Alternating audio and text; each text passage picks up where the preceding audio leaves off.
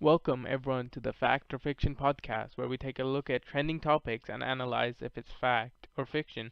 I'm your host Samir, and today we'll be looking at That Sugar film made by director and star of documentary Damon Gamo. Without any further ado, we'll jump right into the topic of today's podcast, the message of That Sugar film. What is the message of That Sugar film? Well, the documentary includes aspects of all different themes, but the way I think of it, the documentary is made because of the incoming baby of Gamo, which we learn about in the intro.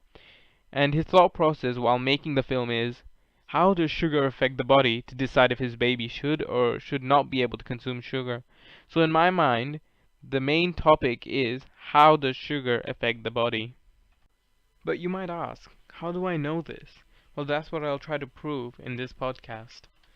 Firstly, Gamo includes a lot of celebrities into That Sugar film, but why?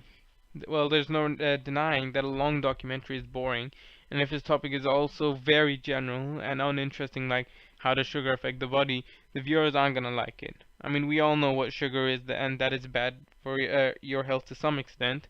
Usually the purpose of a documentary is to educate people, but how is that possible when they're bored out of their minds and aren't paying attention at all?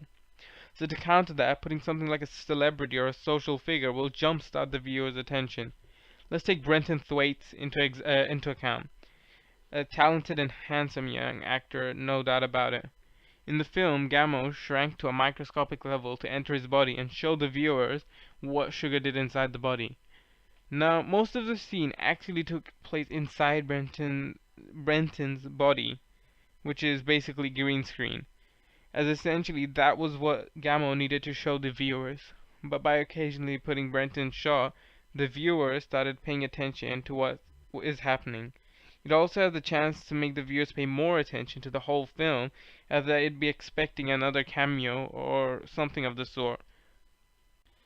Along with celebrities, Gamo also had a lot of professional advice through his journey. In fact, one of the defining factors of the film is that it has so many interviews, and a lot of people questioned why. There are two reasons to this. Firstly, having a medical consultant guiding and frequently checking up on Gamo gave information to the viewers about what's happening to Gamo's body. The interviews provided information to the viewers about what sugar does to the body, and although Gamo could have just said the same information to you, having a professional say it made it more believable. Gamo also included Dr. John Siebenpiper to get opinions of both sides, not only the negatives of sugar, as the topic of the documentary is how does sugar affect the body, not how bad is sugar for the body. That Sugar film also has a lot of cinematography supporting and showing what sugar's effect on the body is. One example of this is the full body shots of Gamo, comparing his body before and after the experiment to show how much has changed. In the same body shots, but this time in a glass box where a scientist is looking over him, an illusion that he is the test subject in this documentary. From the full body shots, we can see that he's gained weight and looks slobbier. Another example is the close-up shot of Larry's teeth to show how damaged they were after years of sugar ingestion via the soft drink Mountain Dew. While the camera is following Gamo through his journey, it frequently has scenes to show what sugar is doing to Gamo, similar to the small clip of Gamo's wife's stomach throughout her pregnancy, which could be perceived as a foreshadow to how the documentary plays out. Animation is also used to persuade the target audience, being younger individuals, by using eye candy, pun intended. When having multiple interview after interview, it can get very difficult to maintain the same level of attention as before, so having authorities blend into situations, it becomes more interesting, such as when Kimber Stanhope appears on a body scanner display next to the scene with Brenton Thwaites. An example of how animation is used to support the topic of the documentary is when Gamo is eaten by Brenton Thwaites. The animation is of how sugar passes through the body with visual representations of what is happening.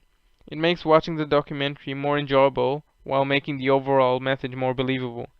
Also, when introducing a food product, the number of tablespoons of sugar is animated next to the item, further support what is said, so the viewer can see and doesn't have to take Gamo's word for it.